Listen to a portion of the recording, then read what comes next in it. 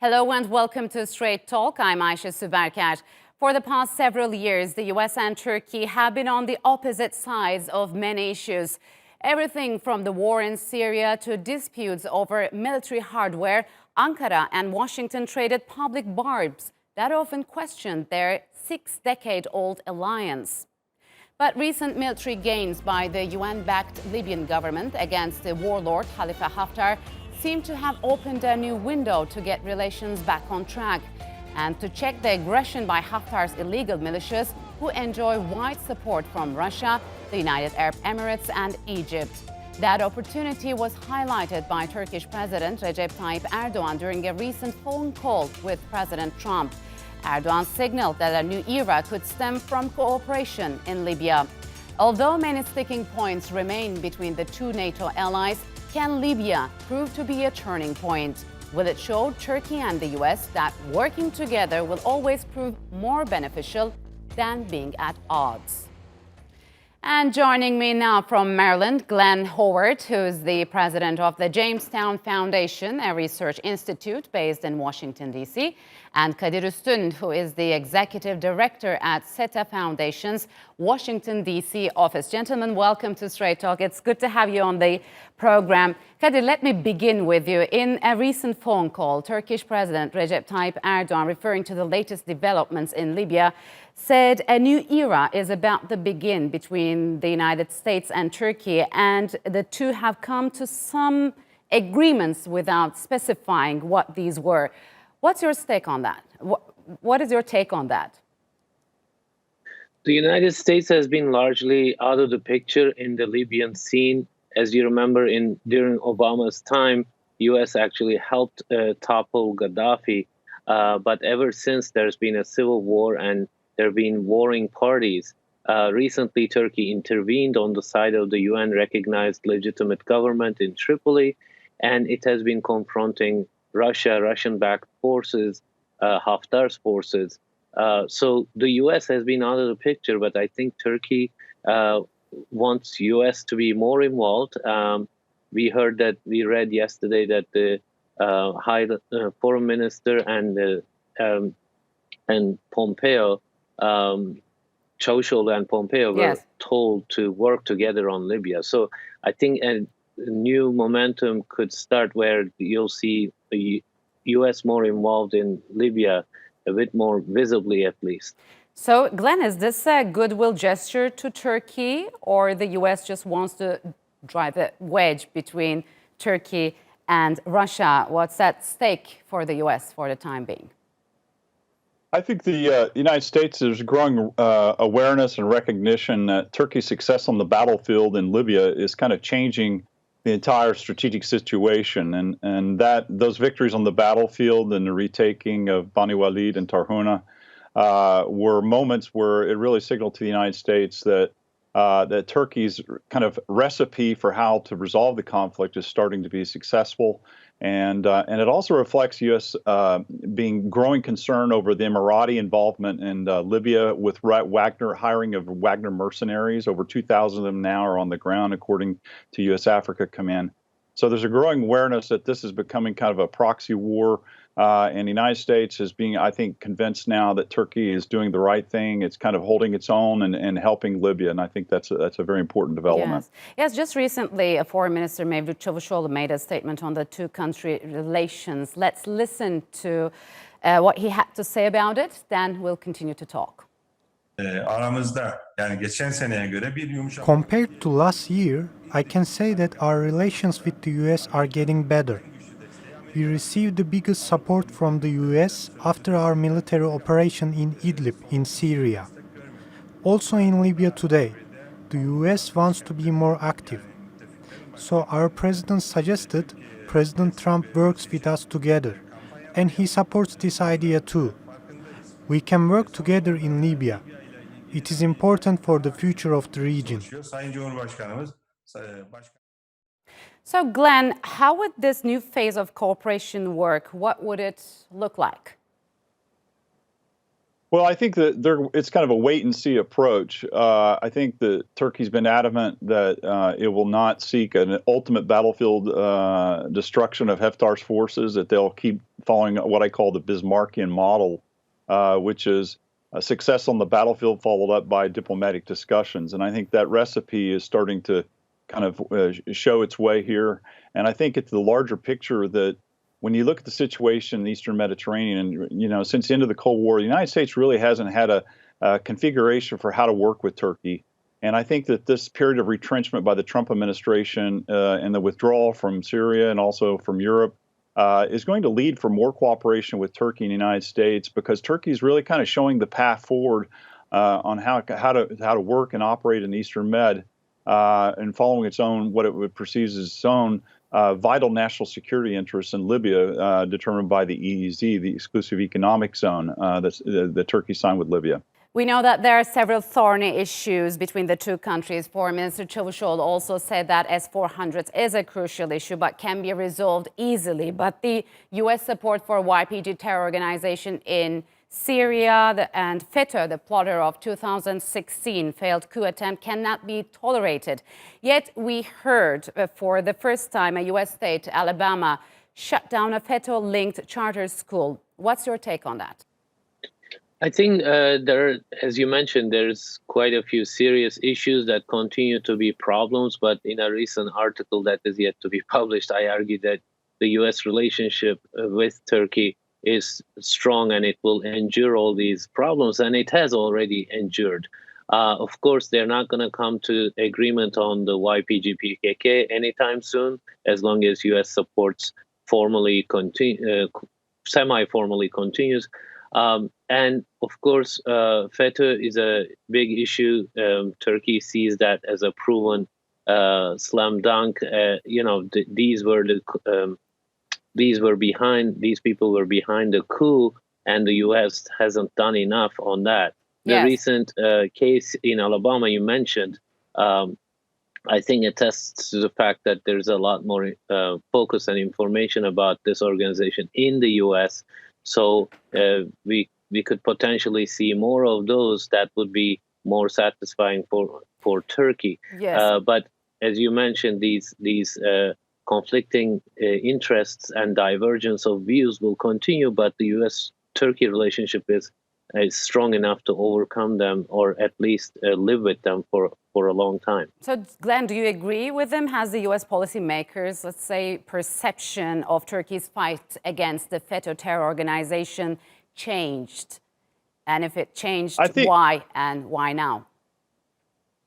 Well, ultimately, at the end of the day, it boils down to what the President of the United States thinks. And as Trump still remains the president, but I think that you have to understand that there's a bureaucracy inside the United States within the federal structures. It takes time for this type of things, crackdown and efforts to deter the FETA-linked organizations and Glen movement. That takes time, and I think they're working on it. It's not probably at the best and most fastest speed for Turkey, but I think there is some signs here of some progress as the shutdown of the Alabama school shows.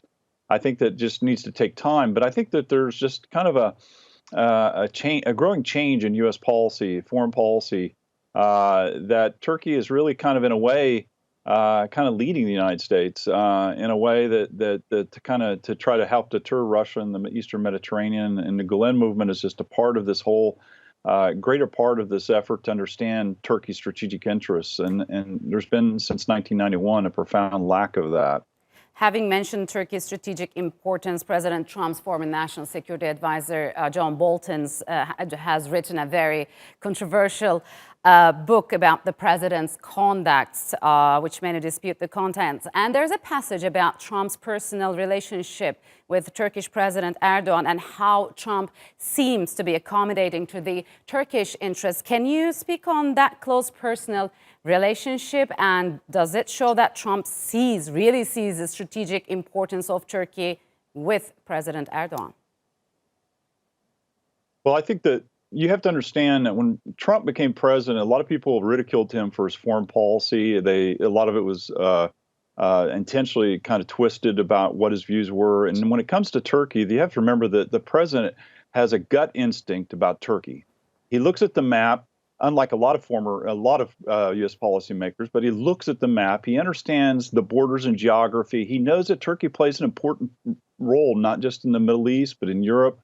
and it's in a strategic location. And his gut instincts at the end of the day, regardless of S-400 and everything else, are to keep Turkey as an ally and to maintain that close personal relationship that he has with the president of Turkey.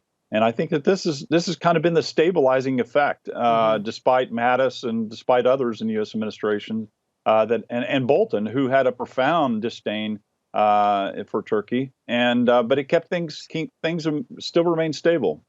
So, Kadir, if there is going to be a new phase of cooperation, which sticking points should be dealt with immediately? What are Turkey's priorities, in your opinion? I think the spoilers in the relationship has been regional conflicts. There needs to be a more robust coordination mechanism between Turkey and the U.S. At the end of the day, they are NATO allies. But as we know, Trump has been questioning U.S.'s international commitments and its role in globally. And that has created an environment where Turkey has been unsure and about how to work with the United States. But we mention these issues all the time, YPG, FETA. FETA is a bilateral issue, but YPG in Syria, there's Iraq, there's Iran, there's Russia, there's Libya. There are many important regional issues that Turkey can work with the U.S. And I want to point out, for the last 20 years, President Erdogan has been able to work with many different U.S. presidents.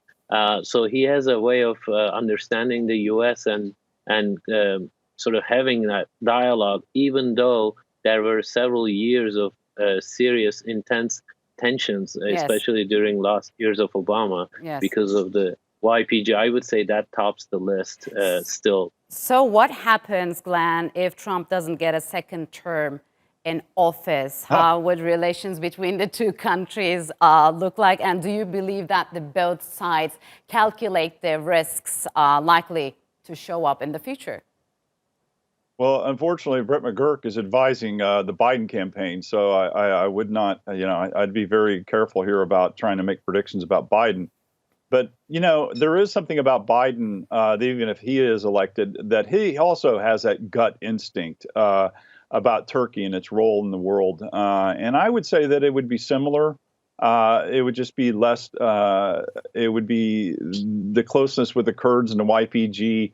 I think that kind of remnant would still be there. They'd try to, because these people believe in American primacy. The United States can be involved in conflicts everywhere in the world.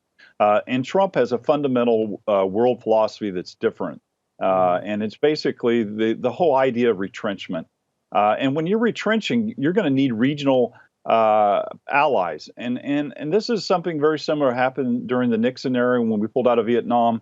The United States began a period of retrenchment, but didn't mean we just ended our involvement in the world.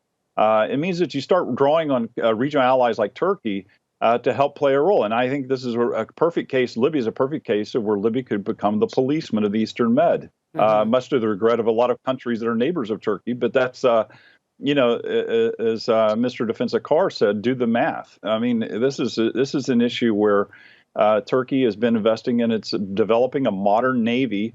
And it's got the naval power and an aircraft carrier that's coming online in December to back it up. So I think, all right. I think this is important. Yes. All right. Unfortunately, gentlemen, we're out of time. Thank you very much for joining us on Straight Talk.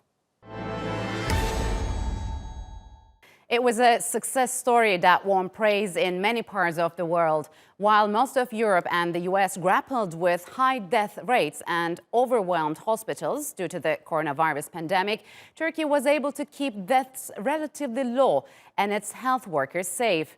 Early measures to contain the virus and a public awareness campaign also helped keep infections manageable and the most vulnerable in good care. But as Turkey and the rest of the world reopened over the past several weeks, recent spikes in cases have emerged.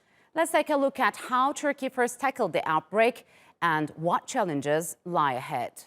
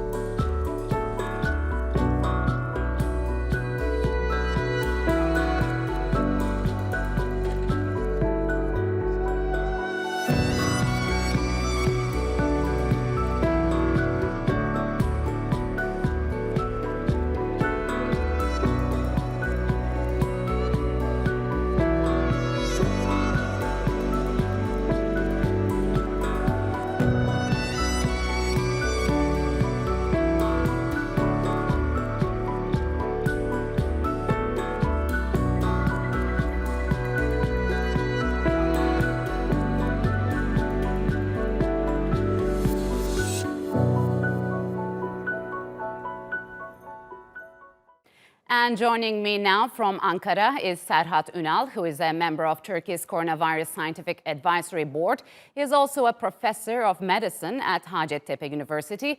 And joining from Geneva, Mario Ottiglio, who is a global health policy expert and managing director of the High Lantern Group. Gentlemen, welcome to Straight Talk. It's good to have you on the program. Serhat, let me begin with you.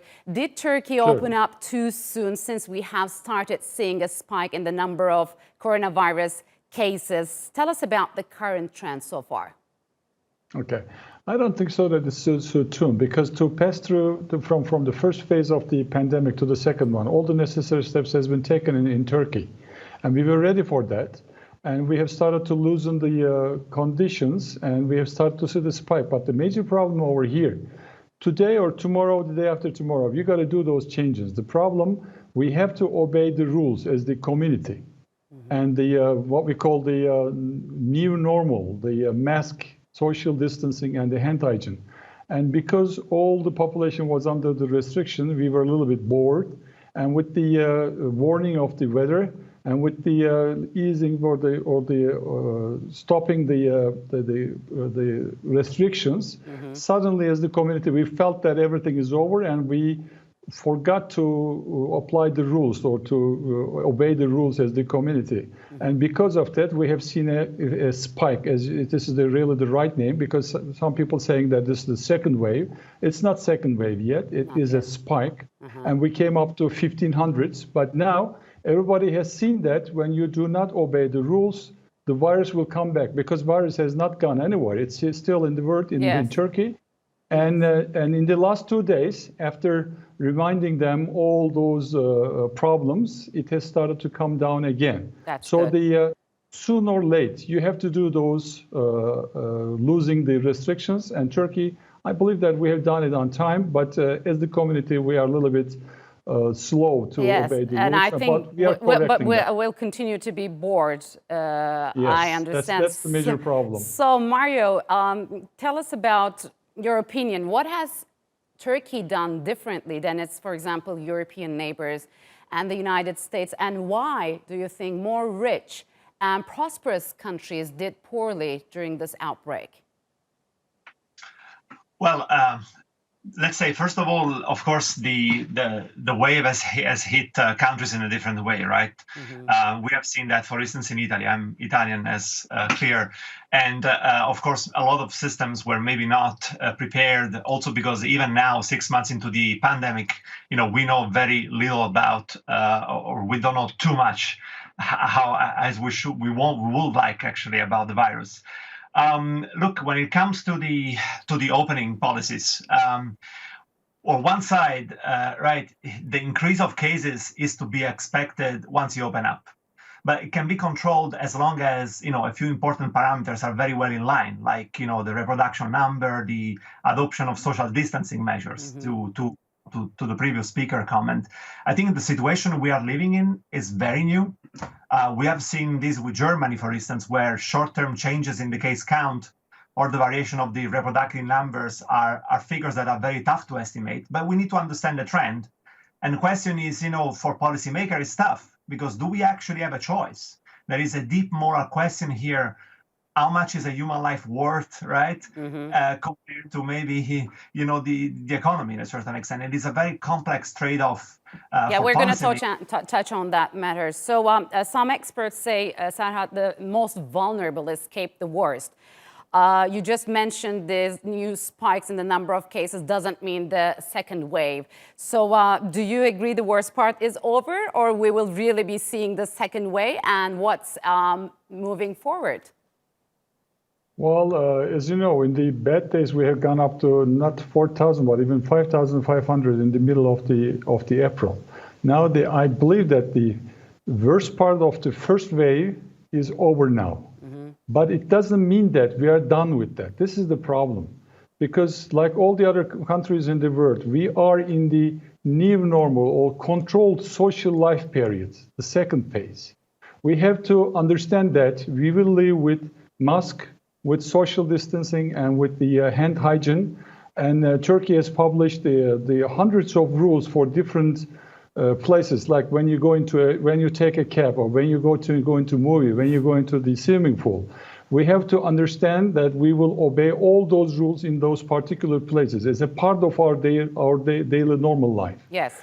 It's because on the other side, if the numbers goes on like that, and if we don't obey the rules, it means that we may go back to the more restricted period. Of course, this period has other conditions, has other results, like the psychological problems, social problems, and economical problems. Yes. I believe that each country will have its own balance between those problems, economical, social, and the health system.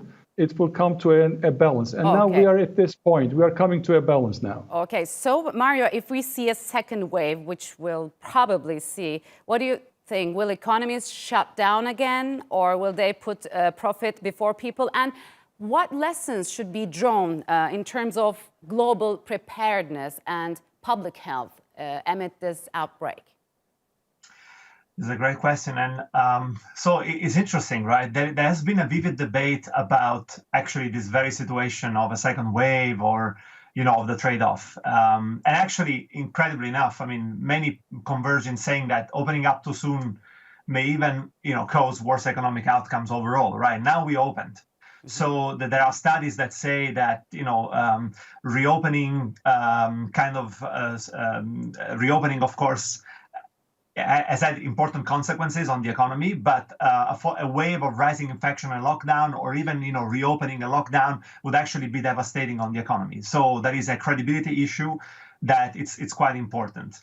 Now, speaking with number in hands, we could see that the persistence of lockdown, if you want, as an investment as well, in a certain extent. So for countries that are still closed, if there are any, that would be seen, as a sort of an investment, if you want. Mm-hmm. Now, do we expect a return of harsh measures? We will need a crystal ball, right? But this seems to be a logical possibility.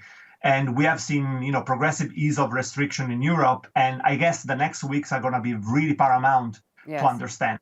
What we learn, its preparedness is fundamental. We were not prepared for this pandemic, despite, calls, at WHO level by very important influencers.